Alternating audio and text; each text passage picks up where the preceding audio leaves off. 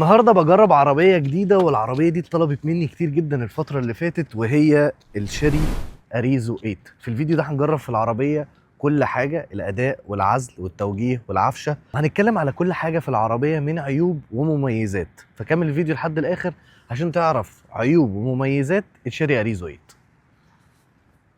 خلونا نتكلم على الفئات اللي بتنزل في الشيري اريزو. هي بتنزل فئتين: لاكجري اللي هي اول فئه، وتاني فئه الفلاج شيب اللي معانا النهارده. العربيه كانت بتتسعر في الاول بمليون 350 لاول فئه اللي هي اللاكجري، وتاني فئه كانت بمليون 450 اللي هي الفلاج شيب. لكن النهارده بتاريخ النهارده 25 12 2025 عربيه عليها خصم.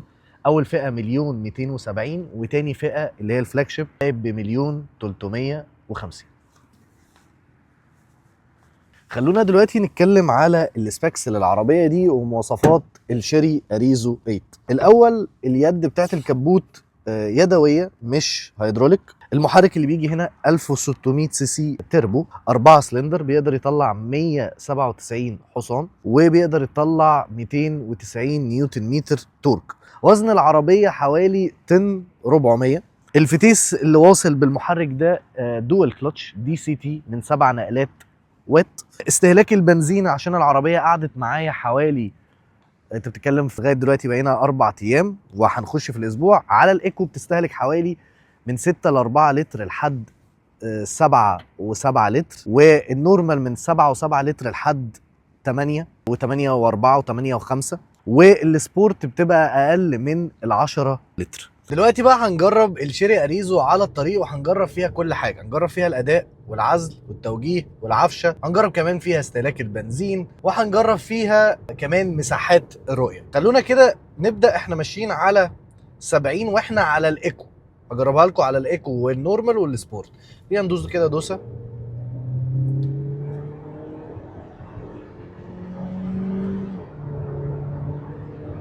محرك ال 1600 مخلي العربيه تتنفس براحتها، يعني مش زي المواتير ال 1500.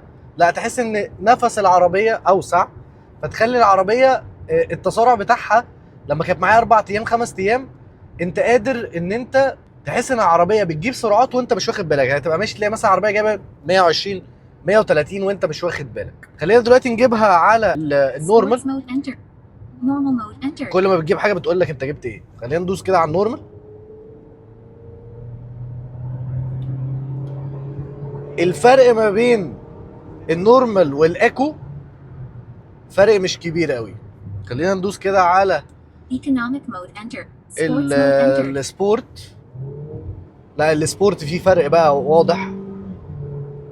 نقلات الفتيس بقت يعني اطول وبقت اسرع.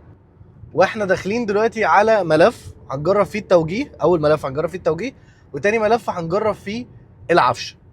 فتخلينا كده نبص على الملف ده. العفشه الاماميه ماكفيرسون وورا مالتي لينك. خلينا ناخد كده الملف ده. احنا على 60. حلوه، عربيه حلوه جدا في الملفات، ماسكه ما طلعتش من اللاين، ما فيهاش ولا اوفر ستير ولا اندر ستير. احنا 66. فتوجيه العربيه دي اديله 9 من 10. توجيهها حلو جدا. التعليق بتاعها مساعدها بالذات ورا المالتي لينك اللي هي العفشه المنفصله. وبشرح لكم فيديو الفرق ما بين التورشن بيم والمالتي لينك. خلينا نخش كده على الملف اللي جاي. والملف اللي جاي فيه حتتين نازلين وفي حته مكسره. الجنط اللي في العربيه دي 18. خلينا نبص على اول حته. دي حته مكسره كويسه، الحته دي نازله كويسه. خلينا نخش على تاني حته نازله، ودي الحته دي نازله اكتر من التانيه اهي. اللي جايه دي حلوه، العفشه بتاعتها مريحه مش ناشفه مع ان الجنط 18. الحته دي بقى مكسره، تعالوا نخش فيها. برضو العفشه بتاعتها كويسه بالجنط ال 18 اللي فيها، تقدر تديها حوالي برضو 8 9 من 10. خلينا دلوقتي بقى نتكلم على الاستهلاك البنزين. عربيه بقى لها معايا 4 5 ايام. زي ما قلت لكم على الايكو كانت 6 و6 لحد 7 و7 لتر كل 100 كيلو. النورمال كان من اول 7 و7 لحد 8 و4 8 و5. السبورت بتستهلك حوالي اقل من ال10 لتر لكل 100 كيلو. خلينا دلوقتي نتكلم على العزل. الازاز ده والازاز ده دبل. خلينا نفتح كده الازاز. ده صوت الهواء. خلينا نقفل كده. العزل بتاعها كويس، وعن تجربه 4-5 ايام احب اقول لكم ان العزل هنا اديله 8 من 10. عزلها كويس. الازاز ده دبل والازاز ده دبل. الازاز اللي ورا لا مش دبل، بس الاثنين دول مساعدين في حته العزل. عزل صوت المحرك ممكن اديله 7 من 10، ولكن عزل الطريق والهواء على السرعات اديله 8 من 10. مساحات الرؤيه، انا شايف ان مساحات الرؤيه كويسه. الازاز اللي ورا برده كبير، والمرايات عريضه. ده مش مضايقني.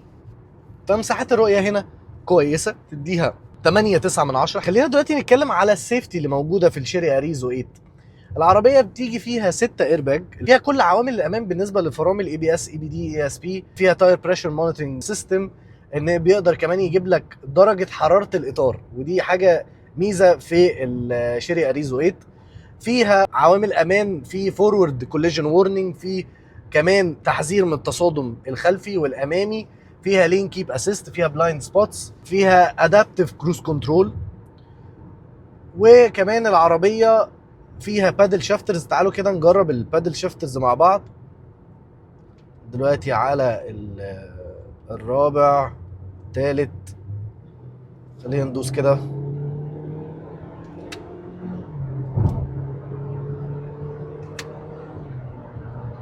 حلوه استجابه الفتيس اللي في الشيري اريزو 8. استجابته حلوه،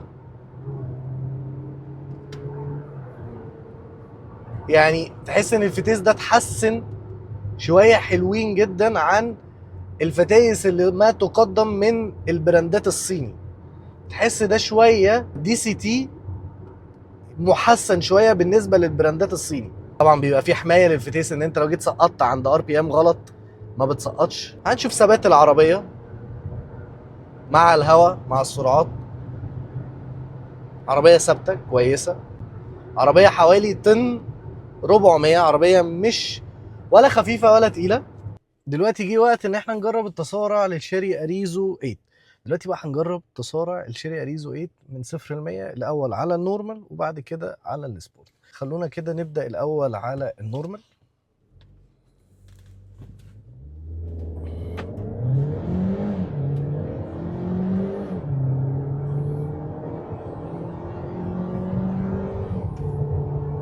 جرب بقى الفرامل.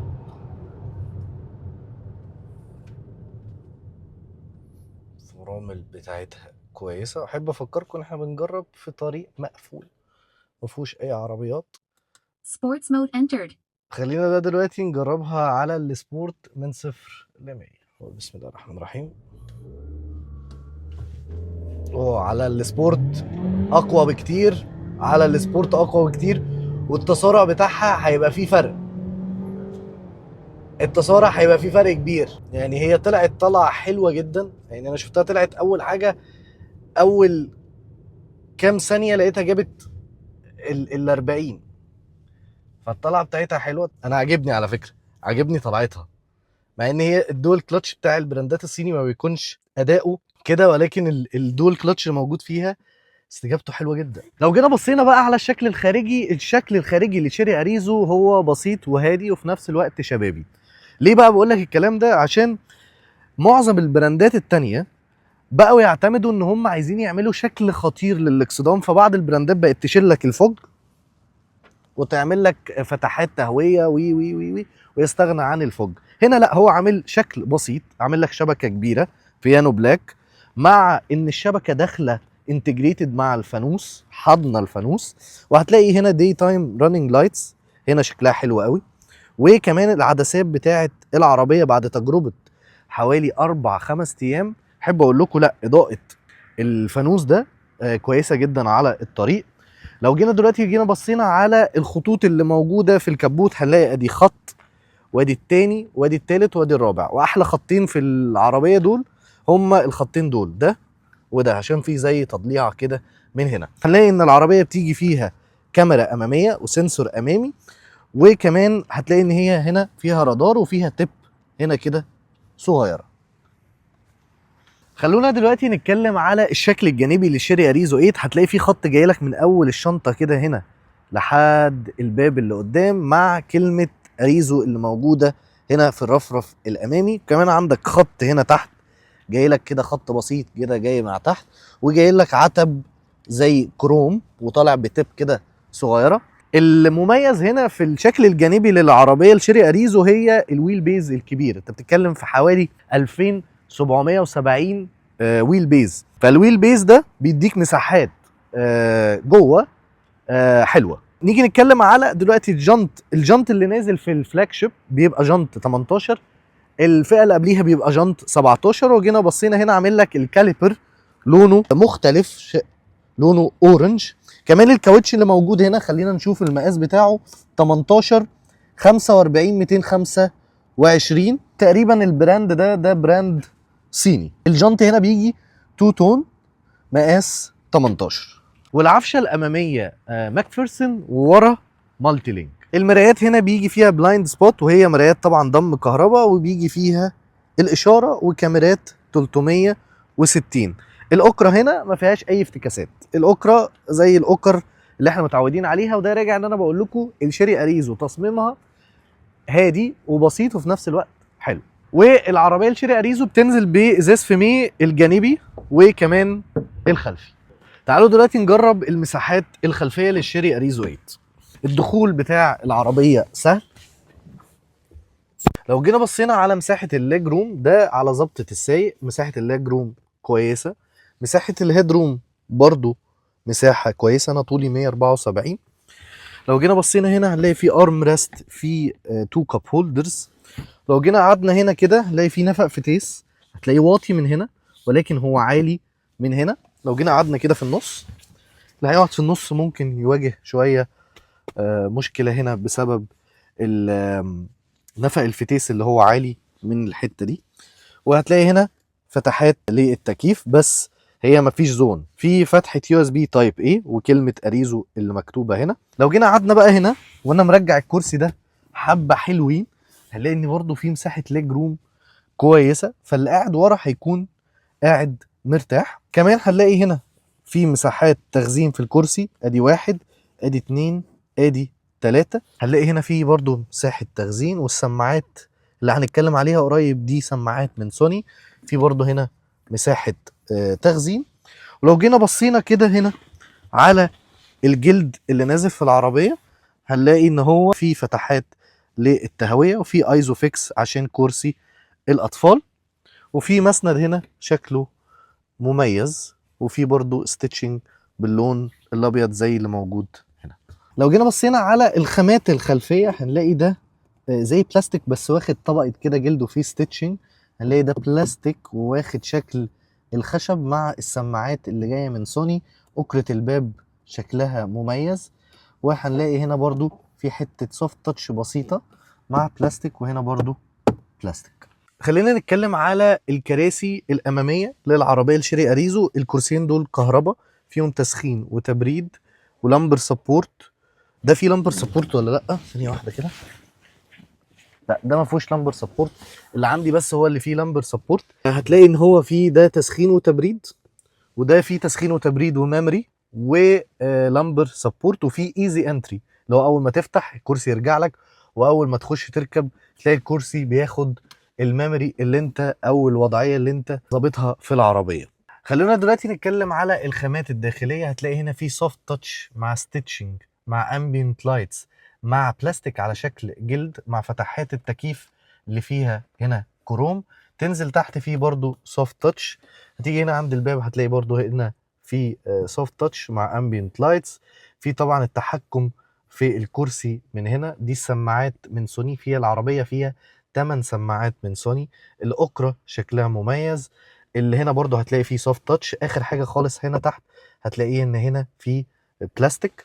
لو جينا هنا عند الكونسوله هتلاقي برضو فيه سوفت تاتش. تنزل تحت بقى تلاقي فيه بلاستيك. خلونا دلوقتي نتكلم على اماكن التخزين. عندك اول مكان للموبايل وفيه تهويه، يعني لو جينا شلنا كده هنلاقي فيه فتحات للتهويه. هنلاقي فيه مكانين للموبايل، هنا في تهويه بس هنا مفيش تهويه. هتلاقي فيه هنا 2 كاب هولدرز. هتلاقي هنا عندك مكان تخزين ممكن تحط فيه المفتاح، دايما كنت بحط فيه المفتاح. كمان لو جينا فتحنا دي تفتح باتر فلاي، ومساحه كويسه غويطه. هتلاقي بقى هنا المساحه اللي تحت اللي انا حاطط فيها حاجات كتير دي، بص حاطط فيها شنط كتير، مساحه كبيره. تحت هنا عندك مساحه الجلاف بوكس برضو متوسطه، وهنا عندك علقه ممكن تعلق كده عليها ايه، شنطه او حاجه. كمان اماكن التخزين في بيبان عندك مكان تخزين كده هنا صغير، وتحت في اماكن تخزين برضو متوسطه. لو جينا بصينا على الشاشات هتلاقي في شاشتين على شكل كده كيرف بسيط. هتلاقي هنا دي بتيجي 12 و3 انش، فيها ابل كار بلاي واندرويد اوتو وايرلس.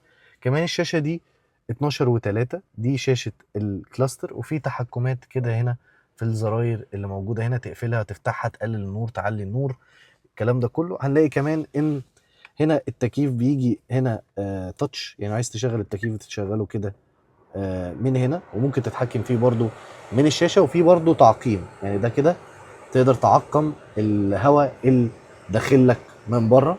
الطاره هنا هتلاقي ان هي بتيجي سوفت تاتش ومع ستيتشنج بالجلد. وكمان هتلاقي هنا التحكم في الشاشه دي، وهنا الكروز كنترول والتحكم في حته الادابتيف كروز كنترول. هتلاقي كمان الفئه اللي معانا دي بتيجي بفتحه سقف. هتلاقي ان هي جايه واقفه هنا كده عند نص الكنبه الخلفيه. وطبعا اكتر ما يميز العربيه دي في حته الانتيرير الخامات مع الامبيانت لايتس. الامبيانت لايتس برضه هبقى اوريها لكم بالليل، التفاصيل اللي موجوده هنا، مع كمان الامبيانت لايتس شكله شيك، ونوره مش قوي يضايق العين، لا نوره كويس. وزي ما قلت لكم العربيه فيها 8 سماعات من سوني، والصوت بعد التجربه عايز اقول لكم ان الصوت من اكتر الحاجات المميزه في العربيه الشيري اريزو 8. لو جينا بصينا على الشكل الخلفي للشيري اريزو 8 هتلاقي ان هو مميز جدا بالفوانيس اللي فيها الدي ان ايه بتاع شيري. دايما هتلاقي شيري دايما بتعمل ايه، زي خطوط كده منفصله، وهتلاقي ان هو سموكد من جوه لونه اسود. وبرده الانوار دي اللي هي شبه الكريستلز دي شكلها حلو. تلاقي كلمه شيري جايه في نص العربيه، والفانوس مكمل لكل ظهر العربيه، ليد بار طويل جدا. وهنلاقي كمان كلمه اريزو 8، وهنلاقي هنا في ديفيوزر فيك، كله فيك. يعني هنا دي مش فتحات حقيقيه، دي فتحات مسدوده اصلا. بيانو بلاك، بس شكل الديفيوزر حلو. بتيجي طبعا فيها كاميرا خلفيه وفيها سنسور خلفي. خلونا دلوقتي اوريكم حاجتين، اوريكم شكل المفتاح بتاع العربيه بيانو بلاك وشكله حلو. وفي حاجه مميزه جدا ان الزرار ده يقدر يدور العربيه عن بعد. تعالوا كده نجرب، بندوس ده دوسه كده على القفل، بعد كده نروح دايسين دوسه طويله.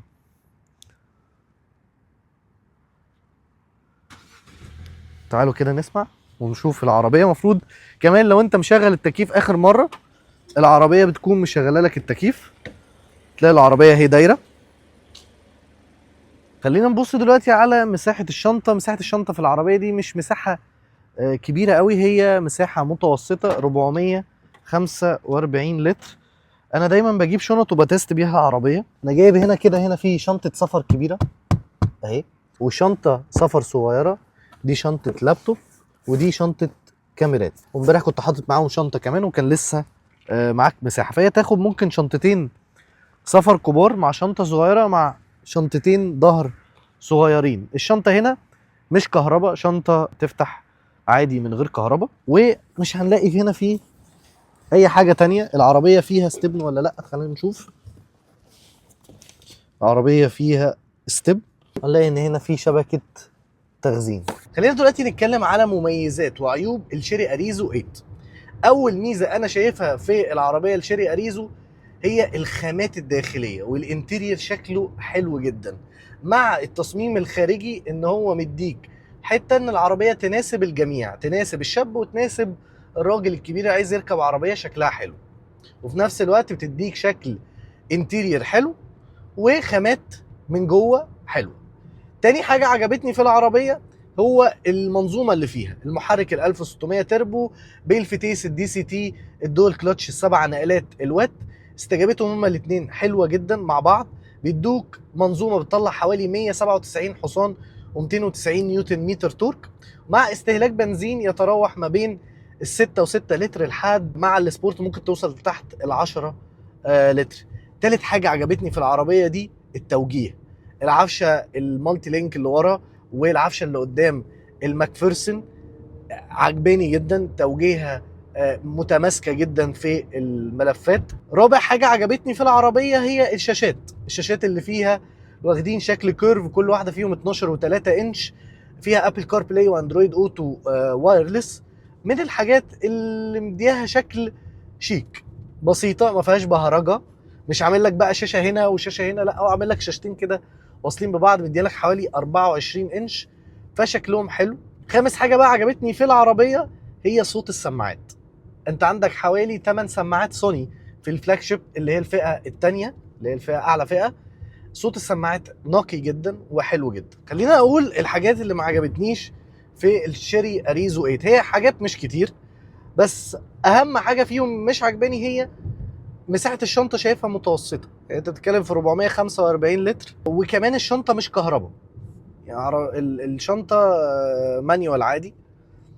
كنت شايف ان في الفئه السعريه دي كنت محتاج ان العربيه يكون فيها شنطه كهرباء، ويبقى فيها ايزي اكسس كمان، تفتح بالرجل وبتاع، بس هي هنا مش موجوده. ومساحه الشنطه كنت شايف ان هي تكون اكبر شويه، عشان هي عربيه شكلها من بره فخم وطويله وبتاع، فكنت متوقع ان شنطتها تكون اكبر من كده. دي كده الحاجات اللي عجبتني في الشيري اريزو 8، ودي الحاجات اللي ما عجبتنيش في الشيري اريزو 8. الشيري اريزو 8 مناسبه لمين؟ الشيري اريزو 8 مناسبه لاتنين، مناسبه للراجل الكبير ومناسبه للشاب.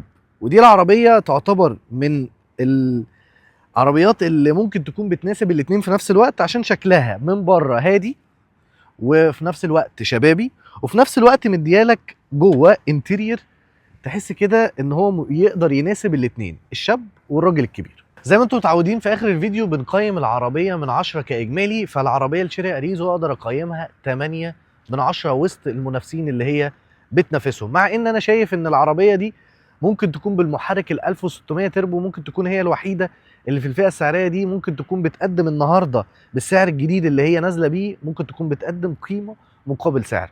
وبرده زي ما انتم متعودين انا بقول لكم في اخر الفيديو اشتري العربيه ولا ما اشتريهاش ولا اخليها شورت ليست.